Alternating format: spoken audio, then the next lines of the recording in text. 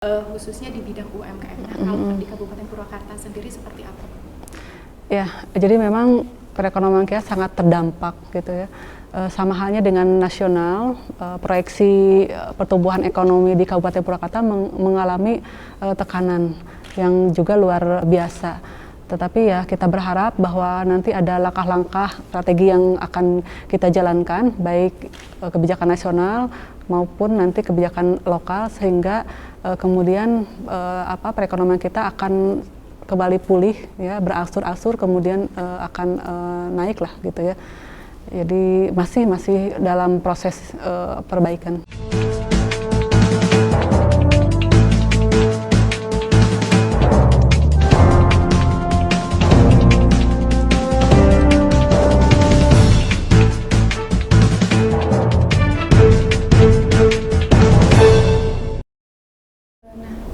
UMKM terbanyak di Kabupaten Purwakarta tuh jenis apa sih, Bu? Kalau sampai sekarang adalah jenis makanan ya, makanan lokal gitu. Itu memang paling banyak daripada jumlah dari sebenarnya keseluruhan. Karena total jumlah keseluruhan UMKM yang sudah terdata di Dinas Koperasi Perindustrian Perdagangan dan UMKM itu kurang lebih 48.000 pelaku usaha kecil menengah. Itu sudah ada datanya, dan alhamdulillah kurang lebih daripada 15.012 pelaku itu sudah terakomodir di bantuan UMKM nasional, bantuan Bapak Presiden ya. Alhamdulillah, mudah-mudahan yang lainnya bisa juga menyusul. Namun UMKM unggulan di Kabupaten Purwakarta itu apa aja? Ya, kita mempunyai UMKM unggulan, tepatnya ada di daerah Pleret, Kecamatan Pleret, yaitu gerabah, atau orang Purwakarta menyebutnya adalah keramik gitu ya. UMKM unggulan kita setiap kali ada promosi baik di tingkatan lokal maupun nasional, selalu kita promosikan hasil daripada pengrajin gerabah Purwakarta, yaitu di Kecamatan Pleret. Tetapi selain itu juga banyak potensi gitu ya, seperti kuliner gitu kan, itu juga banyak ya. Mudah-mudahan ada potensi-potensi yang lain yang bisa kita gali sehingga itu akan menjadi ciri khas gitu ya, ciri khas di Kabupaten Purwakarta. Keramik Pleret itu sudah ekspor. Jadi sebelum pandemi itu 10 negara itu sudah menjadi tujuan ekspor daripada keramik atau gerabah Pleret. Tapi karena hari ini terdampak pandemi, jadi beberapa negara belum membuka untuk ekspor kita. Tapi ada juga yang kemudian hasil agro kita, yaitu manggis.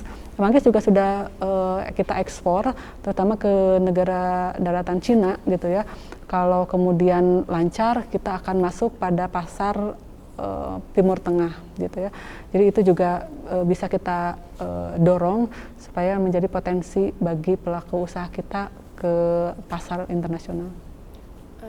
Nah kan sekarang tuh lagi digaungkannya tuh batik Purwakarta ya, Bu? Oh iya. Nah itu bagaimana, Bu?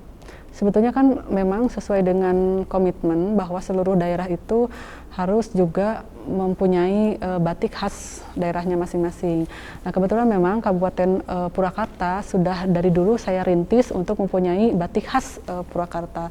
Hanya spesial pada tahun ini kita sudah akan mulai peletakan batu pertama untuk sentral pembuatan industrinya batik khas Purwakarta. Tepatnya ada di Kecamatan Pleret lagi gitu ya, kita ambil daerah sana, dan karena memang berdasarkan masukan dari dinas, daerah itu sangat cocok. Juga kita sudah melakukan pelatihan bagi pelaku-pelakunya yang nanti akan membuat batik itu.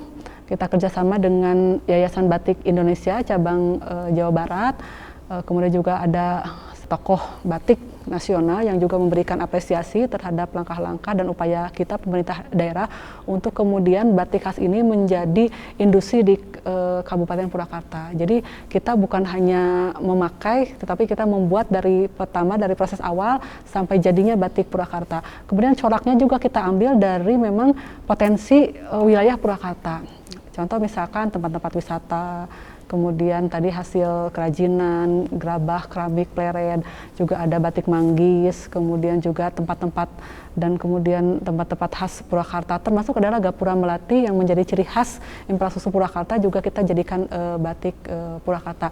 Insya Allah mudah-mudahan tahun depan industri atau tempat pembuatan batik itu juga akan bisa diselesaikan atau dirampungkan. Total motif batik sendiri ada berapa sih Bu?